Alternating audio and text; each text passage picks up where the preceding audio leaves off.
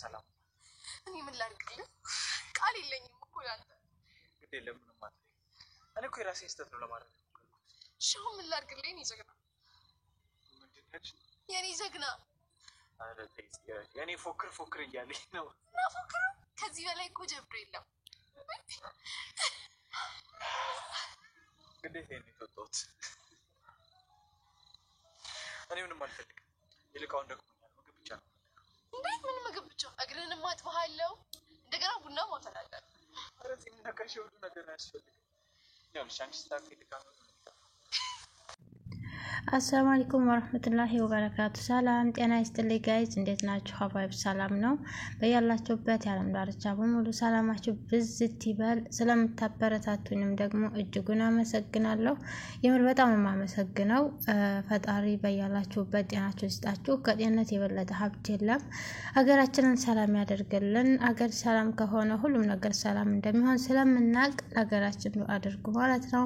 እንግዲህ ዛሬ ደግሞ በተለመደው ሰዓት መተናል ማለት ነው። ተከታታይ ድራማ ጽናትን ይዘንላችሁ መተናል። እንግዲህ በባለፈው ክፍለ ጊዜ ያው ያልተለመደ ነገር እና ያልተጠበቀ ነገር አይተን ነበረ።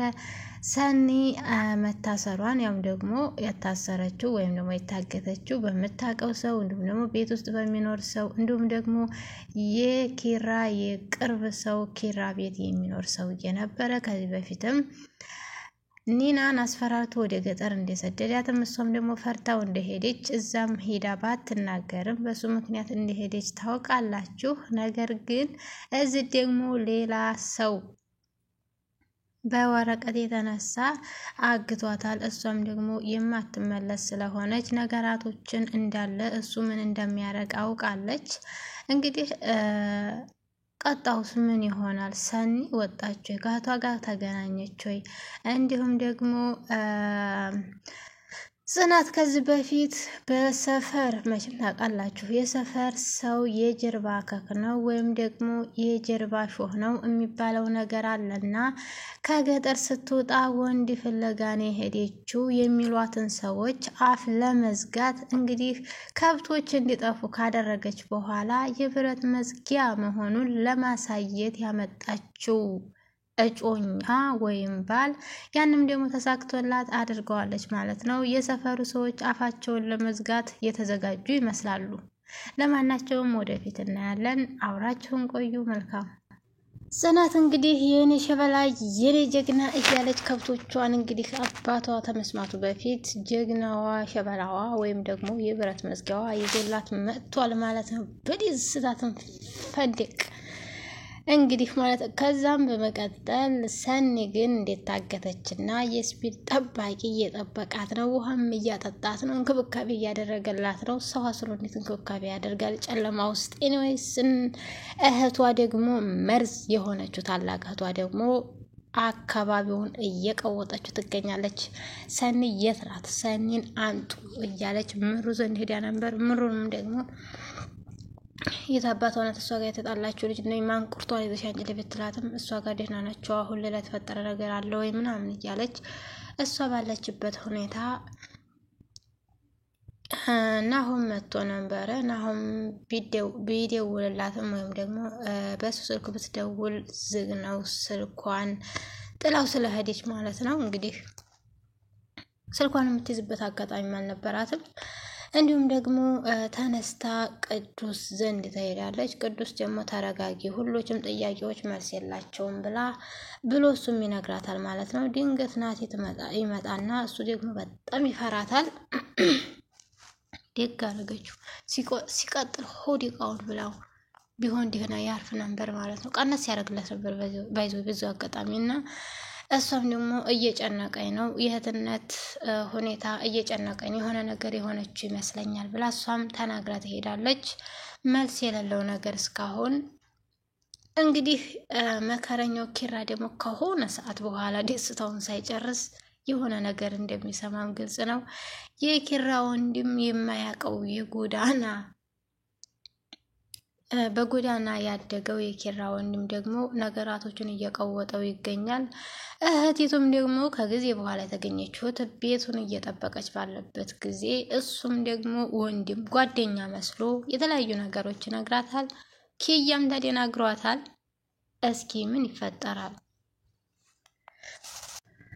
በዛብህና የበዛብህ ሚስት ግን ሲያስጠሉ፣ ውይ በዚህ እድሜ ውይ ሲያሳፍር። ኤኒዌይስ እንግዲህ ሰኒ ደግሞ እግሬን ፍታኝ እጄን ፍታኝ ስትል ቆይታ እንደምንም ብሎ እግሯን ሲፈታት እግሬን አንቀሳቅስልኝ ትልና እግሯን ታንቀሳቅስና እንግዲህ ተቀጣሪውን ደግሞ ሆዲቃውን ትለውና ትወጣለች ማለት ነው።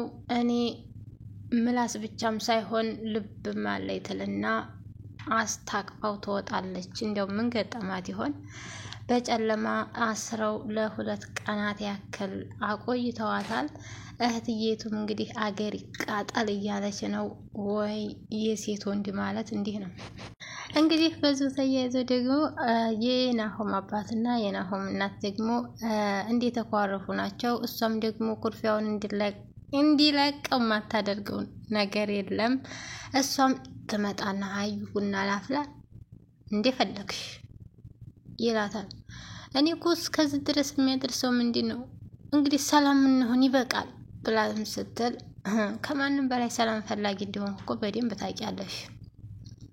እሱ የሰማው ነገር ስላለ ያንን ነገር ማመን ስለተቃተው ወደ ራሱ መመለስ ስላልፈለገ በምሩና በናሆም ስለመጣችበት ናሆም እንኳን ልጇ ነው በምሩ ስለመጣችበት ምሩ ደግሞ በጣም ጥሩ ሰው ስለሆነች እሷን እንድትነካት ምንም እንድትላት ስለማይፈልግ በጣም ተቀይሟታል። እባክህ ይበቃል ብላም ስትለው እኔ የኔ የምላት ሚስት እንደዚህ አድርጋ እንደዚህ አይነት የማይረባ ነገር ስትሰራ እንዴት ነው ማልቀየመው? እንዴት ነው ሰላሜን አለማጣት ብሎ እሱም ደግሞ በድጋሚ በብስጭት ይነግራታል። እሷም ደግሞ በቃ ካሁን በኋላ አይለመደኝም ይቅርብን፣ በቃ አንተም ተመለስ፣ እኔም ምንም ነገር አላደርግም እንደ በፊት ሆናለሁ ስልና ወደ ራሷ ትመለሳለች። እሺ እንደዛ ከሆነ የሚያስማማንና ደስ የሚለው ቡና የት ነው ብሎም ይጠይቃታል። ናሆም ደግሞ ስለ ሰኒ ጽዮንን ጠርቶ ሲጠይቃት እኔ ስለሷ ምንም የማውቀው ነገር የለኝም፣ ሲጀመር ቤተሰብ እጅጉን ይቅርታ፣ ያው ፍትፈታችንን አቋረጡብን፣ መዳም ደውላ ነበረ ለዛ ነው። ኤኒዌይስ እኔ የሚያገናኝ ነገር የለኝም፣ ከሷ ጋር አልገናኝም፣ ሲጀመር እንዳውም አይመልሳት በዛው ትቅር እያለችም ስትሰልኝም ነበረ። ኦኬ በቃ ገብቶኛል ብሎ ጥሏት ይወጣል ማለት ነው። እንግዲህ ሰኒ ሆዲቃውን ዘርግፋው የት ሄደች? ወይትስ ሄደች? እንዴትስ አመለጠች? የሚለውን ነገር አብረን ያለን መልካም። በሌላ በኩል ደግሞ ጽናትና ኪራ ድሮ ፍቅራቸው እየተመለሰ 1 2 3 እያሉ ይገኛሉ። እሷም ደግሞ አባቷ ስለታመባት ትንሽ ጨነቅ ብሏት እሷ የአባቷ ነገር ሞቷ ስለሆነባት እንግዲህ ጨንቋታ ላይ ችግር የለውም መፍትሄ እናበጅበታለን በጣም ቀላል ነው ብሎ ያበሽራታል ማለት ነው። እስኪ ሰኒ የት ናት? ናሆም እና ቅዱስ ስለ ሰኒ እህት ሲፈተፍቱ በነበሩበት ወቅት እሷ ክፉ ናት፣ በጣም ነው የምትቆጣው፣ ለሰው ጤና አትሰጥም እያለ ናሆምም ስል ነበረ። ይሄው ነው እውነት የሚናገርና ጀግና ማንም ሰው ጤና አይሰጠውም። እሷኑ ሲያሙ ድንገት ትደውልና ቅዱስም ስልክ ያነሳላታል። ምን ብላው ይሆን የሚለውን ነገር እስኪ ወደፊት እናያለን። የናሆም እናት ግን ገና እንዲያዘነች ናት። ምን ነው አልታረቁም እንዴ? ድንገት እንግዲህ አጠገቧ ጽዮን ትመጣና ጽዮን ስለ ሰኒ ጠፍታለች እና ስለሷ ነው የጠየቁኝ፣ ሂጄ መጥቼ ነበረ።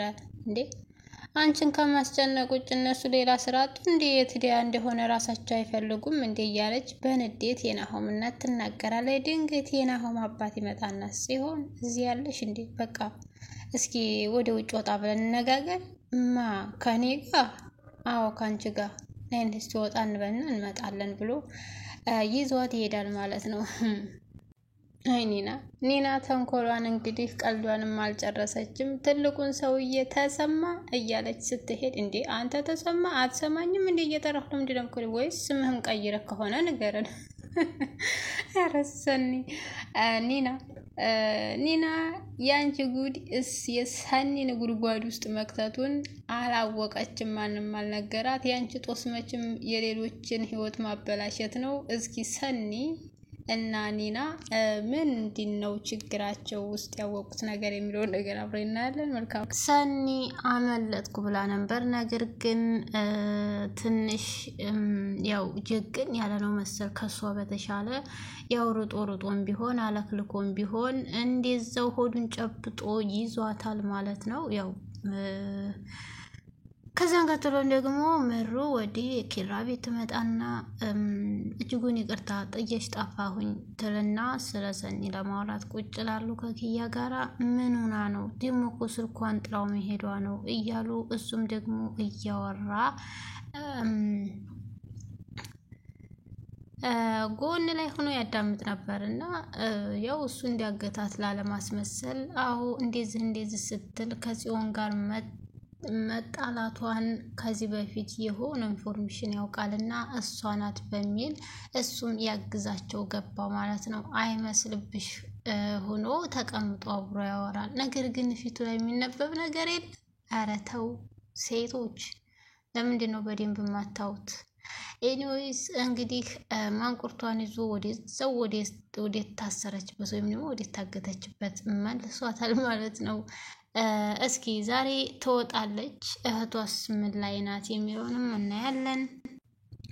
እንደዛውም ሆና እንግዲህ ሰኒ አፏ ምንም ነገር አይመለስላቸውም፣ ትሰድባቸዋለች። እንግዲህ ቤት ሰራተኛውን አስቀምጦ እሱ ቤት ቁጭ ብሏል፣ ይንገዋለላል።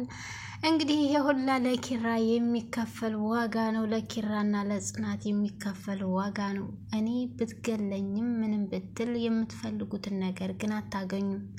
ሲጀመር ሴት ልጅ ስላሰራችሁ እንደዚህ ስላደረጋችሁ ጀግና ይሆን መስላችሁ ነው? ተሳስታችኋል። ሲጀመር ቆሻሻ ናችሁ እናንተም ብላም ልክ ከነ ማሰሪያቸው ትነግረዋለች። እንግዲህ እሱ ምን ያርግ? ታዞ እኮ ነው እንዴ? አንቺ ምንም ማድረግ አይችልም አንቺን ከማሰር ውጭ። ጋይዝ እንግዲህ ናታን ደግሞ እንቡጥ ላይ ይሄ ሰው እንቡጣለው እንዴ? አንቡጥ በሽታ እንዴ ሲያስጠላ። ውይ ምን ትላላችሁ ስለሶስት? እስቲ ኮሜንት አድርጉልኝ። ኤኒዌይስ ሰኒ አልተፈታየም። ሰኒ በሚቀጥለው ምን ይገጥማት ይሆን የሚለውን ነገር እናያለን። ኪራ አስተደውሎበት ምን አለ ይሄን ጉድ? ኒና እንግዲህ ያው የኪራን ዱላ ዛሬማ ዱላ ነው የምነሳለሽ። የኪራን ዱላ ያው ተጠብቃለህ ብለን ተስፋ እናደርጋለን። ቆምጦ ነው የሚለቃት።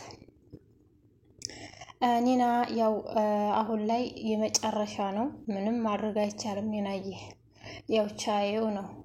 አሁን እንኳን ብትር እንደሚገባሽም አንጠራጠርም። ለማናቸውም ኒናና ሰኒ ያፈኑት ነገር ምንድን ነው? ኪራ ያልሰማው ጉድ ከጀርባ ስላለ እሱም የሚሰማ ይሆናል ማለት ነው። ወይ ተአምር!